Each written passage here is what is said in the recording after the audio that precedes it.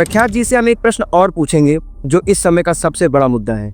आज 144 वर्ष बाद महाकुंभ लगा और कुछ नेता कहते हैं वक्फ बोर्ड की जमीन है, तो वक्फ बोर्ड पे आप क्या कहते हैं? वक्फ बोर्ड, अच्छा सवाल आपने पूछा है। मैं एक बात कहना चाहूँगा कि देश का संविधान बना और हमसे ये कहा गया कि हम धर्मनिरपेक्ष राष्ट्र हैं, यानी कि इस देश का कोई धर्म नहीं, मतलब हमारे देश का कोई धर्म नहीं है। जब हमारे देश का कोई धर्म नहीं है तो ऐसा बोर्ड बनाने की ज़रूरत बात सही है। इस बोर्ड की आवश्यकता क्या है इस देश को? कितने मुसलमानों को रोजगार दी इस वक्फ बोर्ड में? कितने मुसलमानों को आवास की व्यवस्था इस वक्फ बोर्ड में? कितने मुसलमानों को सब्सिडी दी पढ़ाई पर इस वक्फ बोर्ड में? कहाँ है वक्फ बोर्ड? क्या कर रहा है वक्फ बोर्ड? सिर्फ भूमाफिया बन करके बैठा हुआ है। और ये शर्म की बात है कि विश्व के सबसे बड़े लोकतंत्र के अंदर एक ऐसी संस्था बना करके रख दी गई कि जिसके निर्णय को आप कोर्ट में चुनौती नहीं दे सकते। आप राष्ट्रपति के निर्णय को कोर्ट में चुनौती दे सकते हैं, प्रधानमंत्री के निर्णय को कोर्ट में चुनौती दे सकते हैं, वक्फ बोर्ड के निर्णय को कोर्ट में चुनौती नहीं दे सकते। ये दुर्भाग्य है इस देश का। मैं बहुत विनम्रता के साथ कहना चाहूँगा कि जितनी जल्दी इस वक्फ बोर्ड को समाप्त किया जाए देश के लिए और मुसलमानों के लिए, वो उतना अच्छा है। तो जैसे हम लोग को एक नारा सिखाया गया था, हिंदू मुस्लिम भाई भाई आपस में, सब हिंदू मुस्लिम भाई भाई आपस में, जो भी था नारा था, मुझे सही से याद नहीं आ रहा। ये नारा ठीक है, राजनीतिक तौर पे ठीक है, परंतु ये नारा क्या बंगाल में कहाँ चला जाता है? ये नारा कश्मीर में कहाँ चला जाता है? ये नारा केरल में कहाँ चला जाता है? ये नारा कर्नाटक में कहाँ चला जाता है? मैं आपसे जानना चाहता हूँ। देखिए, एक चीज, जो हिंदू है वो बहुत सहिष्णु लोग हैं। जाति तो मैं नहीं कहूँगा, वर्ग भी मैं नहीं कहूँगा, वो तो एक सनातनी विचार जो है परंपरा है। हिंदू कोई सिर्फ एक छोटा मोटा मजहब या धर्म नहीं है, तो बहुत बड़ी चीज है। सनातन धर्म बहुत बड़ी चीज है।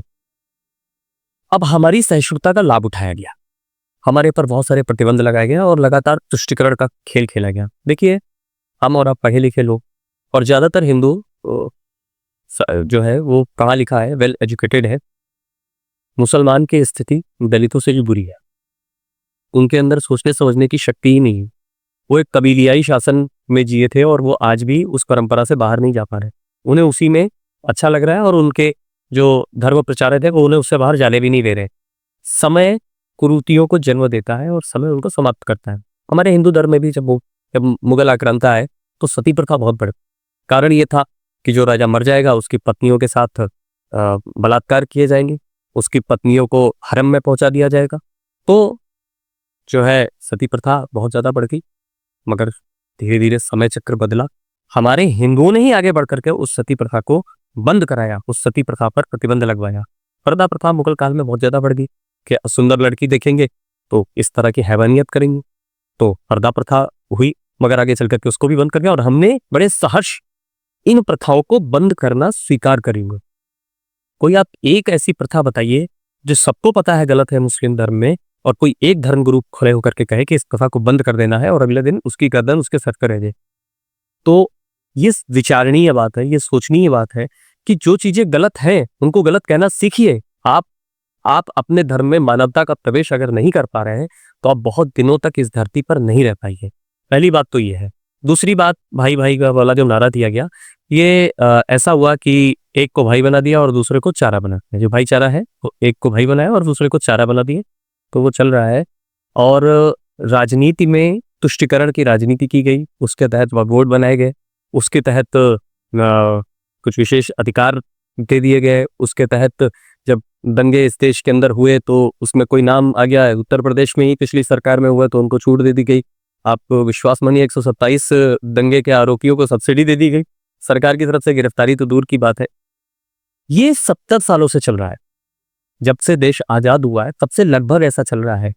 आज हिंदू समाज की जो प्रतिक्रिया आप देख रहे हैं, ये जो प्रतिक्रिया है ना, ये उसी क्रिया की प्रतिक्रिया है।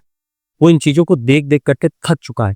उसने बहुत खुले हाथ करके इस देश को, मुसलमान को अपनाया था, उसको गले लगाया था। मगर आप खुद भी इस चीज को सोचें, मुसलमान भी इस चीज को सोचें कि जहां पर आप 30 हैं 100 में, वहां पर आप बहुत अच्छे हैं, और जहां पर आप 70 हो जाते हैं वहां पर हमारे साथ आपने क्या किया? आपने क्या केरल में किया? आपने क्या कश्मीर में किया? आप क्या बंगाल के अंदर कर रहे हैं? बांग्लादेश में आप क्या कर रहे हैं? हमसे कह दिया जाता है कि कश्मीर के समय ऐसा रहा होगा, वैसा रहा होगा। भाई हमने नहीं देखा, हमारा जन्म नहीं हुआ था। मगर अफगानिस्तान तो हमने अपनी आंखों से देखा है, बांग्लादेश तो हमने अपनी आंखों से देखा है, क्या कारण है कि आप दूसरे को स्वीकार नहीं कर पा रहे हैं? क्या कारण है? कारण सिर्फ एक है कि अपने मन की मलिनता को निकालिए, अपने समाज से हिंसा को निकालिए, एजुकेटेड बनिए, अच्छी शिक्षा प्राप्त करिए, तब इस भाईचारे की बात करिएगा। वरना ये भाईचारा आज के समय में, ये जो युग परिवर्तन का समय है, मैंने कई बार कहा है कि आजादी के बाद ये पहली बार ऐसा हुआ है कि ये युग बदल चुका है। अब इस बदले हुए युग में अगर आप भाईचारा चाहते हैं तो सच्चे मन से भाई बनकर कहिए, वरना ये चारा और भाई वाली परिभाषा बदल सकती है।